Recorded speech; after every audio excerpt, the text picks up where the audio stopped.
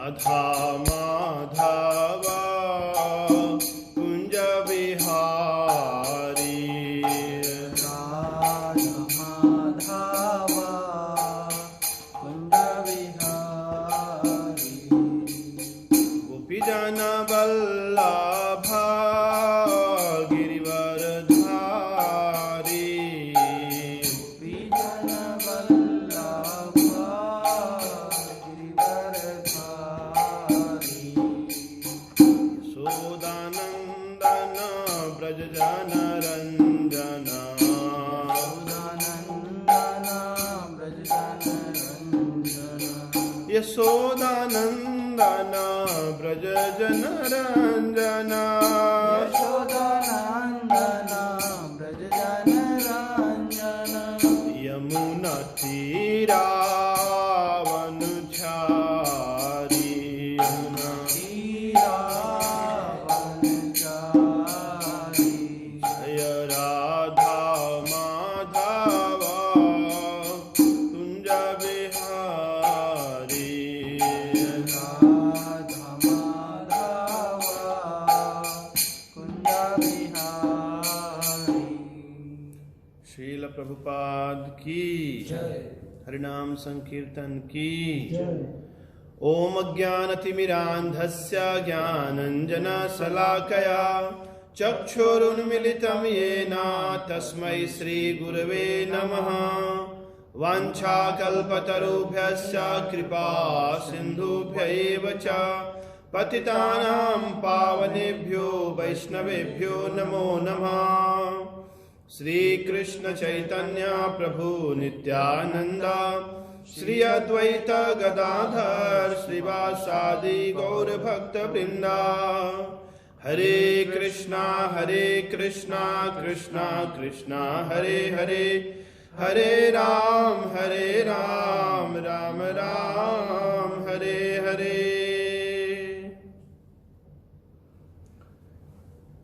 भगवद गीता श्रीमद् भगवद गीता अध्याय 5 श्लोक संख्या 25। लभन्ते ब्रह्म निर्वाणम्, लभन्ते ब्रह्म निर्वाणम्, ऋषया क्षीणकल्मषा, ऋषया क्षीणकल्मषा, छिन्न द्वैधायतात्मान, छिन्नद्वैधायतात्माना, सर्वभूत हिते रता। सर्वभूतहिते रता। लभन्ते ब्रह्म निर्वाणम्, लभन्ते ब्रह्म निर्वाणम्, ऋषयः क्षीणकल्मषा, ऋषया क्षीणकल्मषा, छिन्न द्वैधायतात्माना, छिन्नद्वैधायतात्माना, सर्वभूत हिते रता। सर्वभूतहिते रता। लभन्ते ब्रह्म निर्वाणम्, लभन्ते ब्रह्म निर्वाणम्, ऋषया क्षीणकल्मषा, ऋषया क्षीणकल्मषा, छिन्न द्वैधायतात्माना, छिन्नद्वैधायतात्माना, सर्वभूत हिते रता। सर्वभूतहिते रता। आप में से कोई देखकर आवृत्ति कीजिए। लभन्ते ब्रह्म निर्वाणम्, लभन्ते ब्रह्म निर्वाणम्, ऋषया क्षीणकल्मषा, ऋषया क्षीणकल्मषा, छिन्नद्वैधायतात्माना, छिन्न द्वैधायतात्माना, सर्वभूतहिते रतः। सर्वभूत हिते रता। इस श्लोक में भगवान वर्णन करते हैं ब्रह्म निर्वाणम स्थिति को कैसे कोई प्राप्त कर सकता है, और किसी ने प्राप्त किया है तो उसके लक्षण कौन कौन से हैं। क्योंकि स्वाभाविक रूप से जब हम पीछे के श्लोक पढ़ते हैं तो हम सभी के मन में लोभ उत्पन्न होता है, कितनी अच्छी स्थिति होगी। न प्रियम प्राप्य न द्विजेत प्राप्य चा प्रियम, यानी प्रिय को पाकर बहुत व्यक्ति हर्षित ना हो, अप्रिय घटनाएं घटें, अप्रिय वस्तु हमारे जीवन में आए तो उससे हम अप्रभावित रहें, हम उद्विग्न न हो, और आत्मा में ही सुखी रहें, आत्मा में ही रमण करें, और हमारी दृष्टि अंतर्मुखी हो। यानी एक प्रकार से व्यक्ति पूर्णतः स्वतंत्रता का अनुभव करता है। ऐसे स्थिति को पाकर। तो सबके मन में इच्छा हो सकती है कि मैं भी इस स्थिति को पाना चाहता हूँ, कैसे पा सकता हूँ। इस स्थिति को मुक्ति कहते हैं, और टेक्निकली कहेंगे इसे ब्रह्म निर्वाण की स्थिति। तो शब्द कठिन है ब्रह्म निर्वाण, पर इतना डरने की आवश्यकता नहीं। ब्रह्म निर्वाण यानी कि मुक्त पुरुष, या और कहें तो ब्रह्म की स्थिति है, या भक्तों के लिए आध्यात्मिक स्थिति यानी कि भगवत धाम की स्थिति है।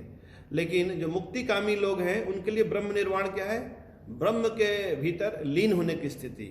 और जो बुद्धिस्ट धर्म के मानने वाले हैं उनके लिए ब्रह्म निर्वाण है।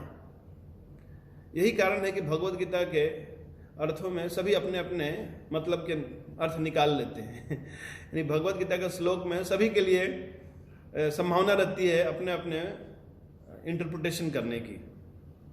तो भगवान यहाँ कहते हैं लभंते ब्रह्म निर्वाणम। लभंते यानी कि प्राप्त करता है, लाभ। ब्रह्म निर्वाण को प्राप्त करता है कैसे? पहली बात ऋषयः। ऋषि सुनते ही मन में एक ख्याल आता है जटाजूट होगा, कोई एकांत स्थान में कोई बैठा सन्यासी होगा। नहीं, ऋषि का अर्थ है जिन्होंने अपने इंद्रियों के ऊपर विजय पाया है, जिन्होंने अपने मन को नियंत्रित किया है, चाहे वह गृहस्थ हो या विरक्त हो। कोई भी व्यक्ति ऋषि बन सकता है। शास्त्रों में हम देखते हैं अधिक से अधिक जो ऋषि मुनि है सब गृहस्थ थे, विरक्त ऋषि मुनि कम ही हुए हैं। यानी कि ऐसे अध्यात्मवादी जो घर गृहस्थी में रहते थे पर उनकी चेतना पूर्णता भगवान में लगी रहती थी, ब्रह्म में लगी रहती थी, इन्हें कहते हैं ऋषि। दूसरा है क्षीण कलमसा। क्षीण यानी कि कम हो चुका है, नष्ट हो चुका है। कलमसा यानी कि गंदगी। पाप करने की जो वासना है उसे कलमस कहते हैं। यानी जिस अध्यात्मवादी के हृदय में पाप करने की वासना मिट चुकी है। तीसरी बात छिन्न द्वैधा। छिन्न मीन्स की छिन्न भिन्न होता है ना, बादल छिन्न भिन्न हो गए। द्वैधा यानी कि दुविधा। जीवन में जितने प्रकार के द्वंद्व हैं वो सब कुछ छिन्न हो गए हैं, यानी मिट गए, सारे संशय मिट चुके हैं।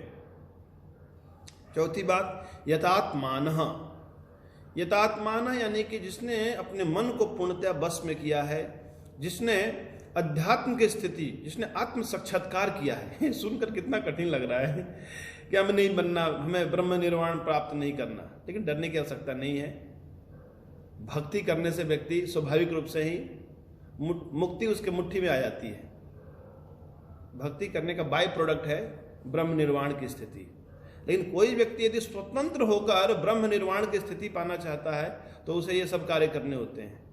उसे अपने इंद्रिय मन को नियंत्रित करने होंगे, पापों से वासनाओं से मुक्त होने का प्रयास करना होगा, हर प्रकार के संशय को मिटाने का प्रयास करने होंगे, यानी कि ज्ञान अर्जित करने पड़ेंगे, आत्म साक्षात्कार को उपलब्ध होना होगा। फिर आखिरी में सर्वभूत हिते रता, सभी प्राणियों की सेवा करनी होगी, सभी प्राणियों के हित में कार्य करने होंगे।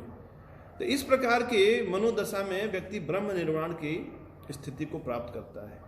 तो जैसे कल मैंने बताया, ये ब्रह्म निर्वाण की स्थिति भी अध्यात्म की एक ऊंची अवस्था है। पिछले 5वें अध्याय के 18वें श्लोक में भगवान ने कहा था पंडितः समदर्शिना। जो पंडित जन हैं उनकी दृष्टि सम हो जाती है, यानी कि संसार के द्वैत से वे प्रभावित नहीं होते। विद्या विनय संपन्ने ब्रह्मणे गविहस्तनी सुनी चैव स्वपाके च पंडितः समदर्शिना। भगवान इस श्लोक में कहते हैं केवल समदर्शी होने से काम नहीं बनेगा, आपको सबकी सेवा भी करनी होगी। कोई कोई है ठीक है, सबको समान भाव से दर्शन करता है, सबके भीतर परमात्मा का, अपने प्रभु का दर्शन करता है, तो प्रभु का दर्शन करता है तो सेवा भी करो उनकी। यदि सबके भीतर आपने अपने प्रभु का दर्शन किया है तो उनकी यथा योग्य सेवा करनी चाहिए। सर्वभूते हिते रता। यही कारण है कि मुक्ति चाहने वाले, ज्ञान मार्ग का अनुशीलन करने वाले लोग सोशल वेलफेयर एक्टिविटी में ज़्यादा उत्साह रखते हैं। लेकिन भक्त सोशल एक्टिविटी यदि करते भी हैं तो उन्हें कृष्ण प्रसाद वितरित करते हैं, उन्हें कृष्ण भक्ति का वितरण करते हैं, क्योंकि यही सर्वश्रेष्ठ परोपकार का कार्य है। तो इस श्लोक में क्षीण कलमसा का अर्थ है हर प्रकार की वासनाएं, हर प्रकार के पाप कर्म करने की प्रवृत्ति से मुक्त होने का प्रयास करना। यद्यपि ज्ञान भी हमें शुद्ध करता है, नहीं ज्ञानेन सदृशम पवित्रम यह विद्यते, ज्ञान के समान पवित्र करने वाले दूसरी वस्तु नहीं है। पर सामान्य लोग क्या आध्यात्मिक ज्ञान इस प्रकार अर्जित कर सकते हैं? नहीं कर सकते, क्योंकि सामान्य लोगों की बुद्धि इतनी तीक्ष्ण नहीं होती कि वे आत्मा, परमात्मा, योग, मोक्ष, निर्वाण, ब्रह्मभूत इन और कई चेतना की कई अवस्थाएं होती हैं, क्षिप्त, विक्षिप्त, मूढ़, एकाग्र, निरुद्ध, जागृत, सुसुप्त, चेतना, ये सब जो शब्द सुनने पे डर लगता है तो क्या सामान्य व्यक्ति ऐसे ज्ञान को अर्जित नहीं कर सकता? इसलिए इस कलयुग में चित्त को शुद्ध करने की जो सबसे प्रभावशाली तरीका है वो है हरिनाम। और कलयुग के अवतार श्रीमान चैतन्य महाप्रभु ने सर्वसामान्य को शुद्ध होने की जो विधि संस्तुति की वो है हरिर नाम हरिर नाम व केवलम कलौ नास्तेवा गतिरन्यथा। तो यदि कोई व्यक्ति गंभीरता पूर्वक भगवान के नाम का उच्चारण करता है तो उसके समस्त प्रकार के पापों से मुक्त हो जाता है और आत्म साक्षात्कार को तो उपलब्ध होता ही है, साथ ही साथ भगवत उपलब्धि भी उसे होने लगती है, वो भगवान का दर्शन करने लगता है। और इस प्रकार जैसे कल मैंने बताया, भगवत भक्ति करना ब्रह्म निर्वाण की स्थिति से ऊपर की स्थिति है। ब्रह्मभूतः प्रसन्नात्मा न सोचती न कांक्षति समः सर्वेषु भूतेषु। देखो यहां भी शब्द आया समः सर्वेषु भूतेषु, सभी प्रकार के जीवों के प्रति समान दृष्टि होती है। फिर समः सर्वेषु भूतेषु मद भक्ति, श्री कृष्ण कहते हैं मद भक्ति, मेरे प्रति भक्ति को प्राप्त करता है। कैसी भक्ति? पराभक्ति, शुद्ध भक्ति, मद भक्ति लभते पराम।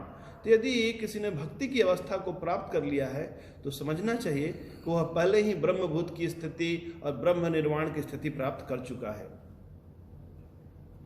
तो यह है इस श्लोक का तात्पर्य। तो इस श्लोक के आगे और भी 4 श्लोक हैं इस अध्याय में, जिसकी चर्चा हम आगे करेंगे। जगत गुरु श्रील प्रभुपाद की जय।